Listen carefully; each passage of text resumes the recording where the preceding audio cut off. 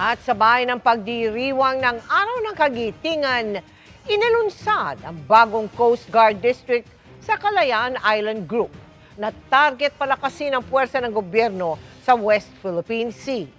Sa gitna ng mga aktibidad, ilang beses nagpaputok ng flare ang China habang nagpapalipad ng eroplano ang Philippine Coast Guard. Sakay niyan si June Veneracion na nakatutok doon live. June?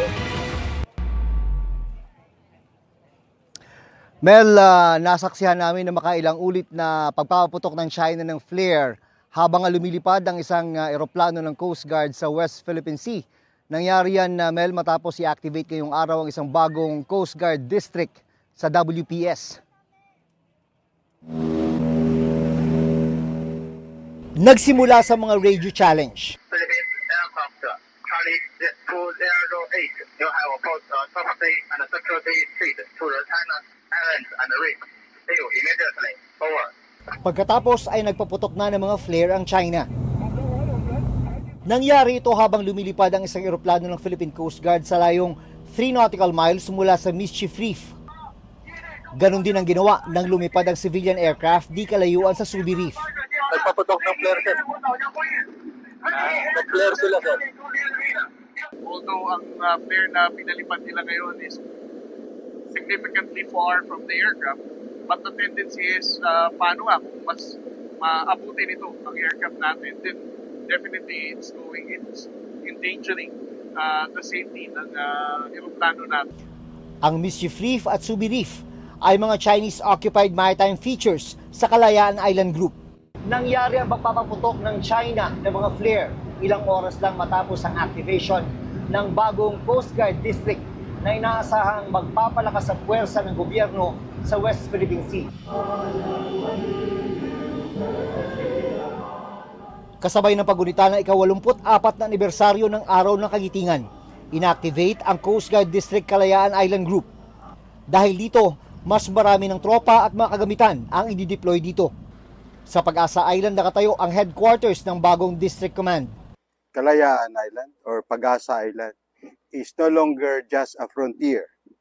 It is actually the maritime heartland of the West Philippine Sea that we must protect with everything, anything we have.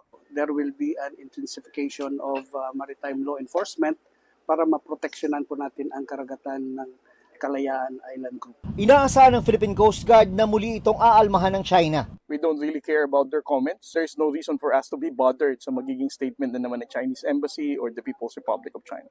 2009 pa raw nagsimula ang plano para bumuo ng bagong Coast Guard District sa Kalayaan. Ngayon lang ito natuloy dahil meron ng available manpower at resources. Ito po isang permanenteng hagbang, konkretong hagbang para ipakita natin na ang Pilipinas, ang Philippine Coast Guard ay talagang tinatayuan at pinaninindigan ang kanilang pangako na alagaan ang interes ng Pilipinas at ang soberanya ng Pilipinas. Bukod sa mga batikang sailor, magdi-deploy din ang Coast Guard ng mga tauhan na may background bilang teacher, doktor at pari para makatulong sa nasa 400 residente sa Pag-asa. Magandang balita po sa amin yan, sir. Lalong lalawak yung aming pagtutulungan. Ngayong araw ay bumisita rin sa Pag-asa Island si Senador Erwin Tulfo, Chairman ng Senate Committee on Foreign Relations. Siguro kung wala itong mga sundalo dito, wala itong mga tao, baka China na rin ito Pag-asa. Kahit pa paano. So, we will support definitely. I will make sure na we will develop this place.